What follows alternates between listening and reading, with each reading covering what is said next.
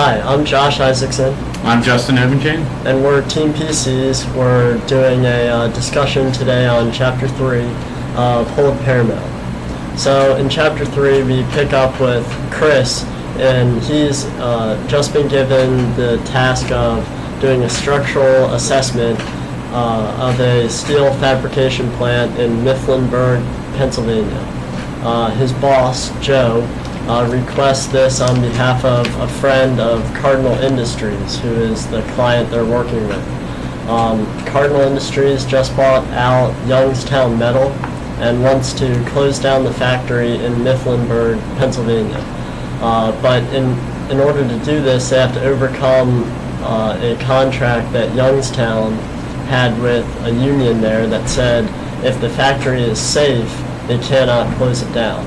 So basically, Chris's job is to do the structural assessment of the factory, and his boss really wants him to kind of skew the facts, so to speak, to say that the factory is unsafe and it would cost too much to upkeep and repair. That way it can be closed down without any penalty. However, this would result in 100 jobs lost in a town that is already very poverty-stricken. When Chris goes down to this factory or this plant and he does his inspection, goes through his checklist and whatnot, he finds that it is in fact safe to work in.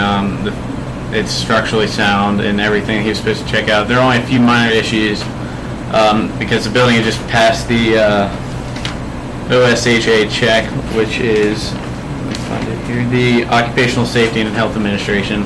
So basically it says it's a safe place to work,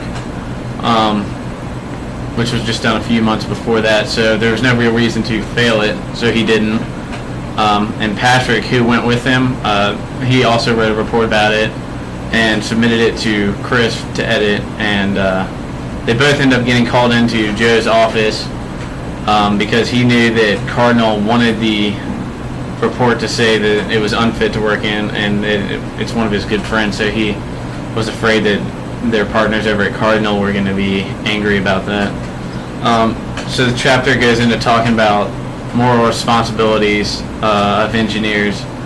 And basically, it's talking about what should engineers do when they face a situation where maybe they have in with someone as a client and they want something specific that might not always be true.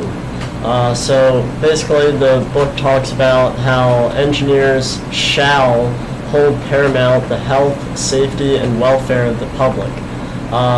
It uses the word shall because engineers don't have the option of doing this or not. They have to, they must. It is obligation that engineers have to the public to make sure that everything that they do, all their structures that they build, are holding true for the health, safety, and welfare of the public so that no one in any case is injured. Also, it's talking about how ethics is the unspoken contract of what we ought to do beneficial towards others. Not necessarily what must be done, but what we should do in order to benefit others. Basically, later on in the chapter, they're talking about engineering and terrorism, and how engineers after 9/11 have become more involved with the subject of terrorism and preventing terrorism. It talks about the World Trade Centers, which we all know on 9/11 were hit by an airplane. They are actually designed to be able to withstand an impact from, an airplane or some accident. The structures of the buildings were designed to withstand that impact, but the combustion from the jet engine actually, threw out that factor, and they collapsed anyway. Basically, we need to understand that engineers have an obligation to protect the welfare of the people. whether it be by the way they design things, water systems and buildings and things like that. They can design them with maybe a more solid structure on a building. It might cost a little bit more money, but it also helps to ensure the safety of the people that work in the building. Also, when designing a water system, think about ways of accessing the water system, and if anyone can access the main route of it, could they do harm for the whole system? So basically, engineers have a political obligation to build their design based on the fact that can someone harm the welfare of the public through this design that I have. And the book also talks about how engineers no longer are just intelligent robots. They need to know more than just math, science, and technology. Now they have to have, there's a greater emphasis on non-technical skills such as communication, and they have to make those decisions which often involve ethics and a very tough choice that must be made.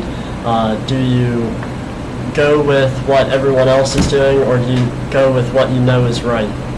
And the last topic that the book, the chapter talks about is integrity, and how integrity is not just being virtuous, but it's when people hold to their moral values and don't compromise them no matter what situation they're in.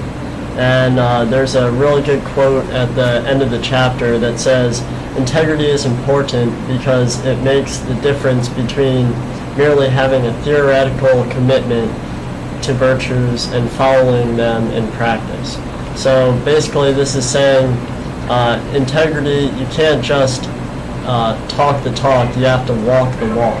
You have to not only say that you have these moral values and profess them to everyone around you, but you actually have to follow them. You have to follow them no matter what situation comes up.